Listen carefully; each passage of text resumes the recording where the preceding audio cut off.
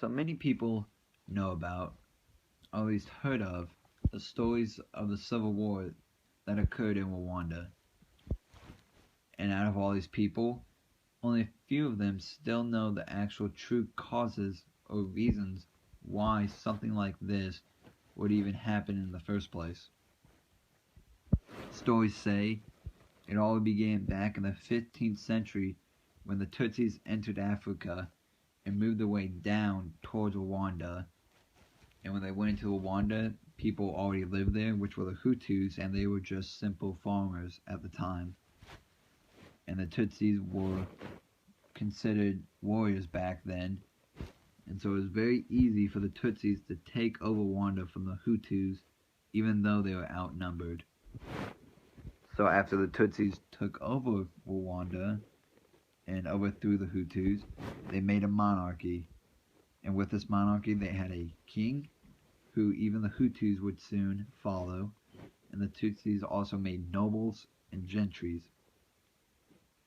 The Hutus would soon have to become workers, or other words, farmers for the Tutsis, but were basically treated as if they were slaves to the Tutsis. And because of this, they mistreated, and eventually, because of this, caused race and classification between the two groups of people. And the Hutus, over a long period of time, started to outnumber the Tutsis once again. So obviously, people that are outnumber someone and are being mistreated obviously want to begin to revolt against them. But before that could even happen, Germany came into Africa and took over Rwanda in 1899 from the Tutsis. And then Belgium came into the picture and ran Germany out of Rwanda in 1915. And at the end of World War I, Belgium was given by the United Nations to control over Rwanda and the neighboring nations around them. And then in World War II, Belgium took back Rwanda again from Germany and became what would be known as the administrative authority for the United Nations from Rwanda. So basically, Belgium became a gateway between Rwanda and the United Nations. And because of doing this, in the 1950s, Belgium encouraged the growth of democracy in Rwanda.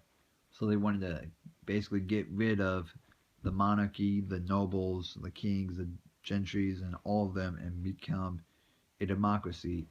And since with this, Hutus found this as a way of becoming even with the Tutsis once again.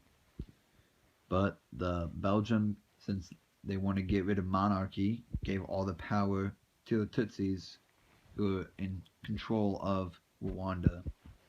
So the Tutsis were basically given an unfair advantage over the Hutus. And of course, the Hutus outnumber the Tutsis. They were mad at them for being mistreated.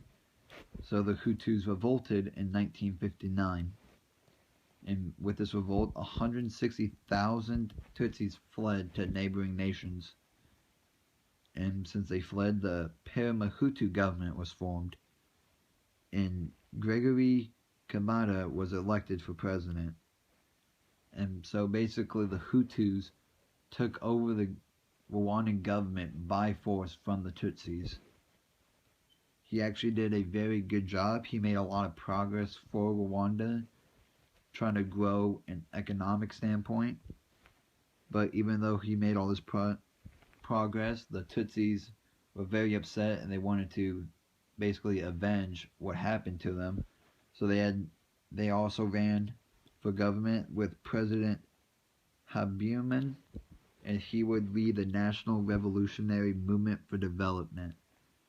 And so you have two groups of people, the Hutus and the Tutsis, basically trying to battle to see who can control the government in Rwanda.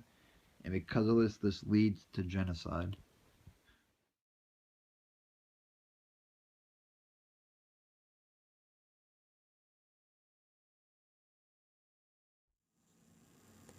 The Hutu and the Tutsi are two different types of people. While they're different, they both share similarities. For example, the Hutu and the Tutsi both have a large population. And for the most part, the majority of the citizens who belong to each class don't play a large role or have much of an opinion on politics. Politics is more for the elites of both groups. While these elites are few, their opinions are outspoken. While the genocide was happening, or before it was happening, the Hutu political leaders had grown up with the distorted opinion of the Tutsi because of the Belgian occupation of Rwanda, and they now viewed the Tutsi as an evil group of people who only wanted to rule with power and cruelty. They didn't see themselves as on equal level as the Tutsi. They viewed the Tutsi as a much higher level, on a much higher level than they are, and so doing so, they convinced their citizens of this idea. They convinced the citizens that the Tutsi were better than them and that the Tutsi hated them and that the Tutsi would rule cruelly and without mercy. This opinion and belief that was shared with the lower class Hutu caused the fear and hatred that is required to start a genocide. It instilled the fear and the hatred that the Hutu had towards the Tutsi in order to mass murder this group of people. The Tutsis' view on politics was much the same for the majority. Not many of them played a large or had a large opinion of politics. The Rwandans are a mostly simple people who view life as a day-to-day thing. But while the majority did not have an opinion, there were a few who did. And these Tutsi believed that they did hold a higher social ranking than the Hutu, and this is the same reason as the Hutu did, was because of the Belgian occupation.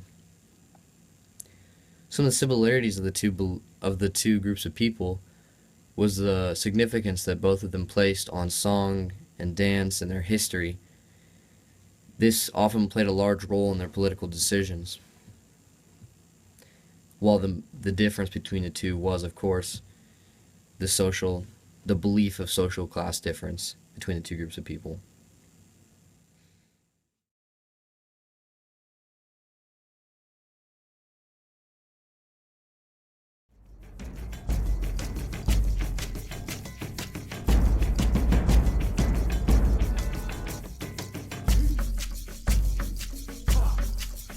In Rwanda, there were two main groups of people, the Hutu and the Tutsi.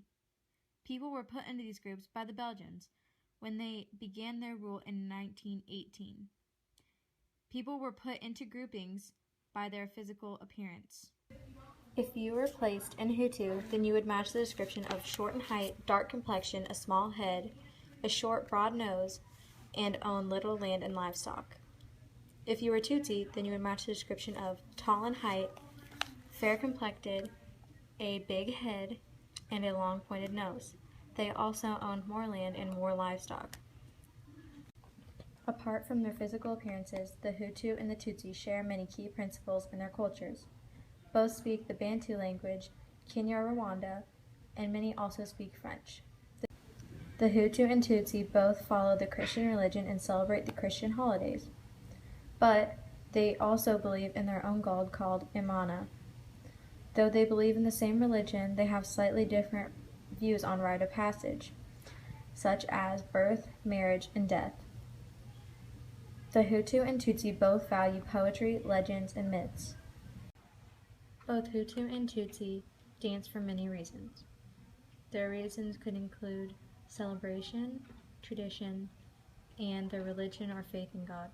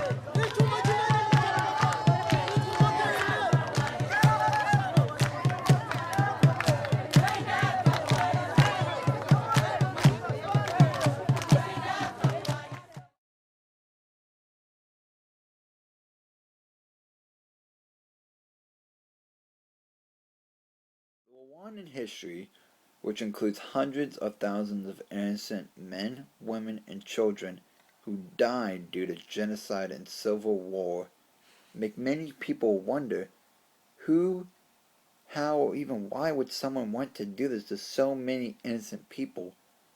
Well, the answer happened in the early 1900s after World War I, when Germany was forced to surrender and give up the countries they controlled in Africa, and they gave them up to the Allied forces.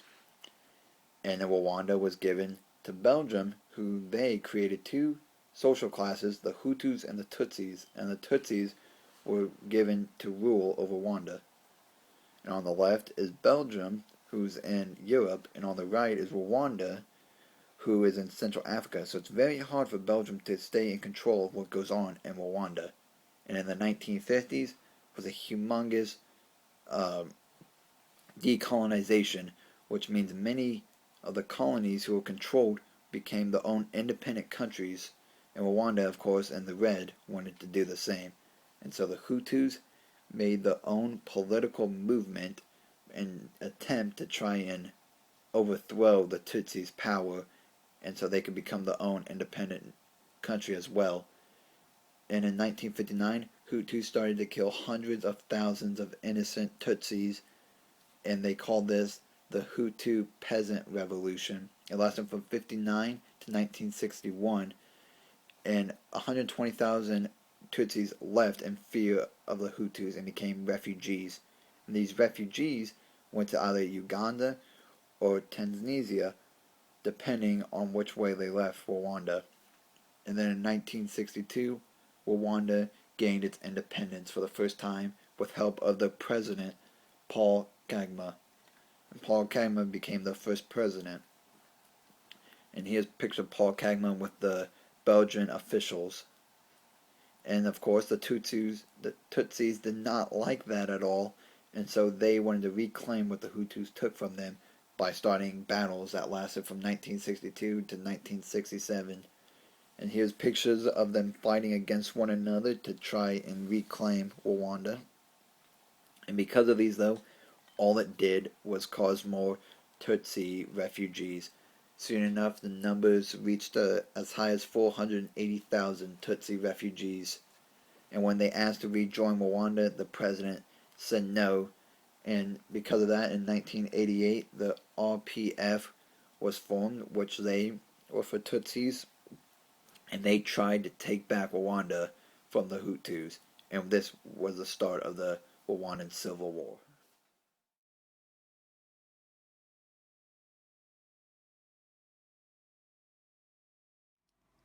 The aftermath of the Rwandan Civil War had destroyed families and demolished the trust between neighbors. During and after the Civil War, over 2 million people, mainly Hutu, had to flee to Goma, Burundi, Zaire, and Tanzania. Many people were forced out of their homes or escaped in the dead of the night. They had to carry what they could on their backs and would walk to the camps in the surrounding countries. Ubuhungiro twavuyeyo tugaruka hano iwacu mu Rwanda iwanjye ni haruguru aha hafi gato, baza kunkorera ihohoterwa kuko icyo gihe hariho Genocide y'abako abanyarwanda bavugaga ngo reka barebe, nuko nibwo bambwiye bati uviye saha kugeza n'ubu. Umugabo nahise mutinya, nahise nanga uretse ko nta kwanga bose ngo ni uko ari abagome. The camps that were set up had overwhelmed the other countries. They had a hard time keeping themselves stable, let alone the hundreds of thousands of refugees from Rwanda. In Goma, there were 700,000 refugees. In Zaire, there were another 400,000. Tanzania had over 500,000 refugees, and Burundi had 250,000. At these camps, there were missing boards posted. These boards would show pictures of all the children who were at the camps. The boards were there so that they could help families that were separated find each other again. But not all families were that lucky. 2 little boys who came across, and they told me what happened in their village and how they'd watched their mother being raped and then slaughtered, their sisters being killed, and then their father being taken away, and they'd been hiding in a bush, and they just ran and ran for days until they got across the border. And they had one of the little boys, his arm was basically hardly on his body anymore, and big cuts across his head, and the baby died. The little brother died in his arms. No one was spared from the damage. Women, children, everyone was affected by this war. An estimated 800,000 Tutsis and moderate Hutus were killed. Not only are the women and children killed, but they were also doing the killing. Many little children were given guns and machetes to kill.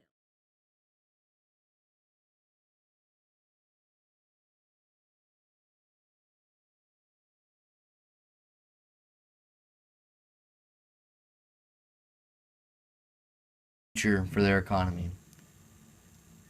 In the 1960s and 1970s, Rwanda was good with their money, and they had help from other countries outside of their own, and they had trade terms that helped them grow their income per person, which created low inflation rates. However, when the world coffee prices fell greatly in the 1980s, their growth became sporadic and unpredictable. Compared to the gross domestic product growth rate in 1973 to 1980, they had approximately a 7.5% increase per year. Growth then slowed to an average of 2.9% a year from 1980 to 1985. And in 1986 to 1990, their economy was stagnant and had no growth. In 1990, they had a crisis peak. This was when the first measures of an IMF structural adjustment program was carried out. While the program was not fully implemented until the war hit, there were a few things that they did, like 2 large devaluations and the removal of official prices. This hit their economy hard and caused them to lose a lot of money. Other things that this affected was the salaries and purchasing power of the country. This crisis particularly affected the educated elite, most of whom were employed in civil service or state-owned enterprises. During the Civil War, that turned into the 1994 genocide, the gross domestic product declined 3 to 5 years, ending in a large decline of more than 40% in 1994. Which was the year of the genocide. The 9% increase in the real gross domestic product for 1995, the first year after the war, signaled a resurgence of economic activity. Since the Civil War, Rwanda economy has been growing very rapidly. Their main source of income comes from dried tea and coffee, and a small percent of their economic income is from natural resources the country produces, which is not much. Coffee export reached $18 million after the war, and nowadays in post 2000, Rwanda is taking steps towards becoming a better nation altogether. They recently decreased their national poverty percentage from 57% to 45%, and now there's approximately 215,000 connections to electricity in the country. Rwanda has a bright future and has put themselves at one of the fastest growing economies in Africa.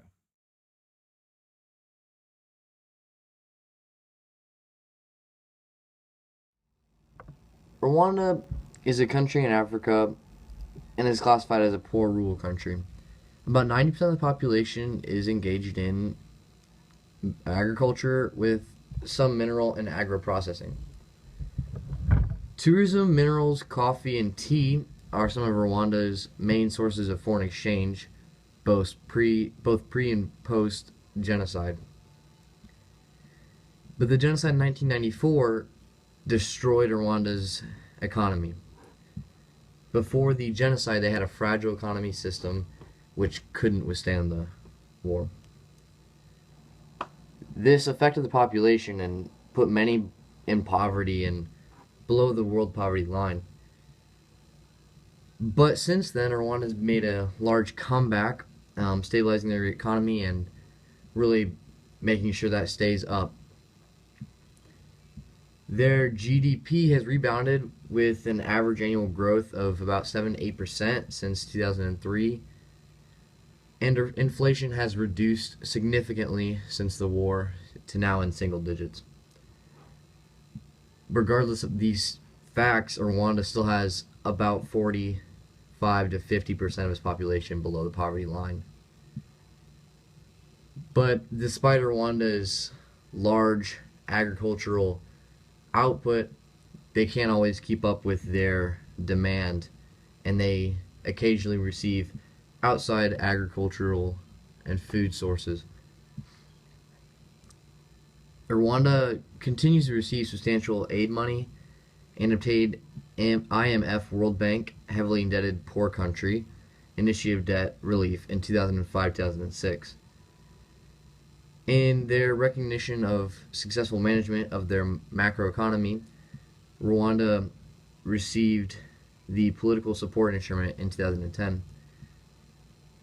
Rwanda also received the Millennium Challenge Threshold Program in 2008. Africa's most densely populated country is trying to overcome their limitations, being small and landlocked, by using other countries regionally to boost their trade.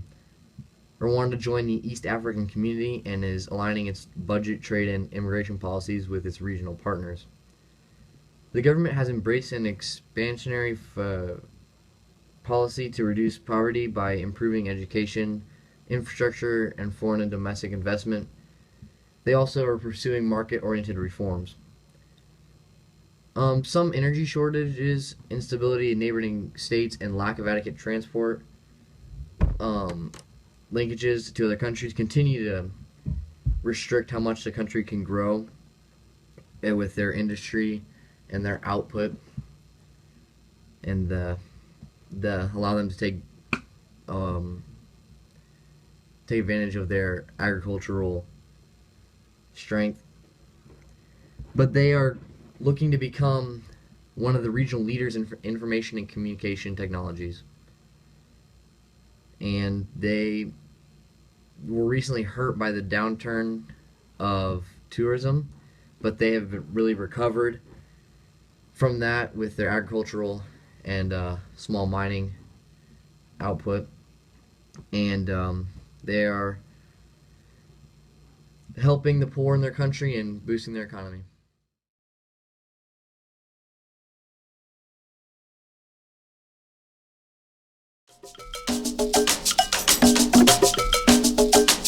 In the beginning, the Tutsis and the Hutus got along for the most part. Though they had different roles in the community, they were able to work well together. The Hutu were traditionally farmers and worked the lands. The lands that the Hutu worked were commonly owned by the Tutsis. Along with owning the land, the Tutsis were traditionally herdsmen and worked with animals. They worked together on lands and hadn't had a problem with one another. That was until the Belgians claimed Rwanda. The Belgians wanted to choose either the Hutus or the Tutsis to be a class higher than the other in order to have a middle between the two. The Belgians chose the Tutsis over the Hutus because they had more European qualities. The Tutsis were able to become educated and more privileged than the Hutus. This was when the Hutu people began to be treated like peasants. Tutsi people acted like they were better and higher class than the Hutu, and they began to treat the Hutu like lesser people. This enraged the Hutu and created motive for revenge. In 1959, the Hutus rebelled against the Belgian colonial power and the Tutsi elite. This caused 150,000 Tutsis to flee to Burundi. Soon after, the Belgians leave. And when they leave in 1961-1962, the Hutus take full control.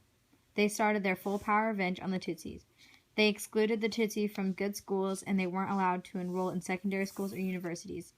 After 30 years under Hutu control, the Tutsi wanted to fight back. In 1990, the Rwandan Patriotic Front, or RPF, began their invasion of Rwanda.